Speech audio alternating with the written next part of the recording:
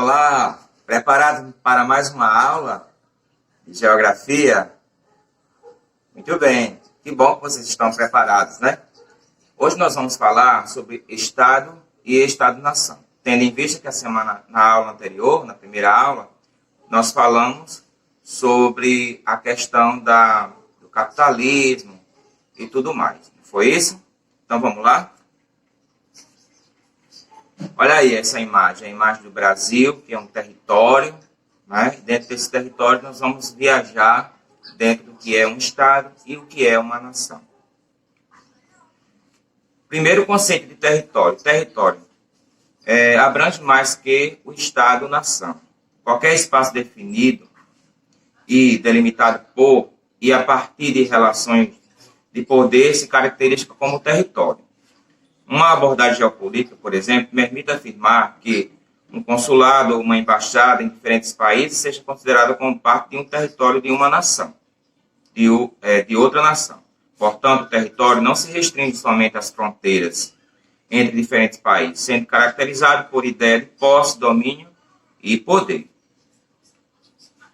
Limites e fronteiras. Olha aí essa imagem do globo, né, em 3D, onde vocês viajam e vê como se dividem as fronteiras, né?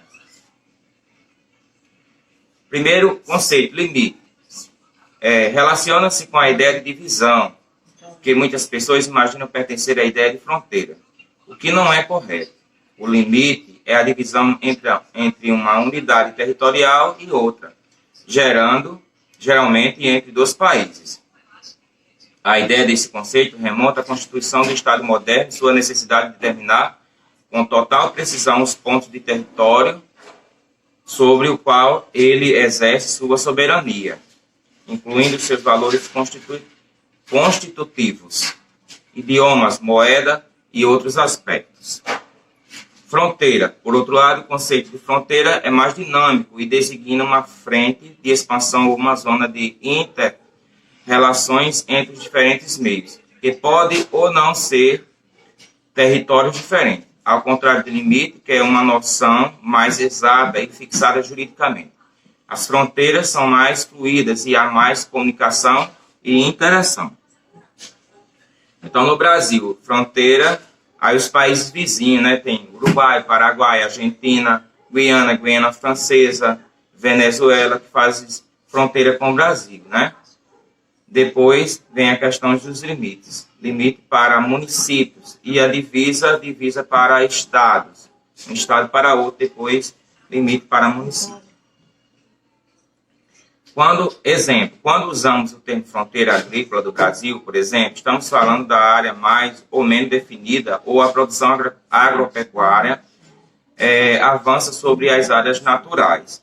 Não se trata dessa forma de um limite preciso, mas de uma zona móvel onde acontecem diferentes interações em diferentes perspectivas, incluindo, nesse caso, conflitos territoriais, grilagem de terra, ocupação de áreas públicas e privadas e vários outros elementos. Estado. O Estado corresponde ao conjunto de instituições no campo político e administrativo que organiza o espaço de um povo ou nação. Para o Estado existir, é necessário que ele possua o seu próprio território, que exerça sobre este a sua cidadania, ou seja, o Estado deve ser a autoridade máxima no território a ele correspondente. Forma como a sociedade se organiza politicamente. O ordenamento jurídico que regula a convivência dos habitantes de um país. O Estado brasileiro, como, por exemplo, o Poder Executivo, o Presidente da República, o Poder Legislativo, os deputados e senadores, e o Poder Judiciário, que é o Supremo Tribunal Federal. Estado-nação. Aí tem um povo, tem a cultura, tem o território, tem o Estado-nação, que é o país-estado, tem o governo, tem a nação.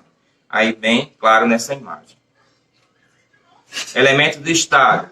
Primeiro vem o povo, depois vem soberania e vem o território. Limites e fronteiras no Brasil. Limite é chamado de limite o ponto de divisão entre dois municípios no Brasil. Por exemplo, o município de Curitiba, a gente pode colocar o município de Cuité de Mamanguape, possui limites internos que são os bairros, né? Fronteiras. Por fim, as fronteiras que estão relacionadas com a divisão entre países. Na América Latina, o Brasil é o país que mais tem fronteiras com os demais. Limites e fronteiras no Brasil. Território politicamente delimitados, com unidades político-administrativas, moeda própria, reconhecimento internacional e, em geral, habitado por uma comunidade com história própria. No caso, tem que ter reconhecimento internacional, que é a ONU, né, a Organização das Nações Unidas. E aí o governo que administra o povo. A diferença entre Estado e governo está na hierarquia entre ambos. O governo é, na verdade, apenas mais uma das instituições que compõem o Estado, ou seja, é a esfera pública, responsável por administrar. Os governos são transitórios, geralmente elegíveis através do voto. No caso do Brasil, de 4 em 4 anos tem eleição para governo e tudo mais. Enquanto o Estado é permanente.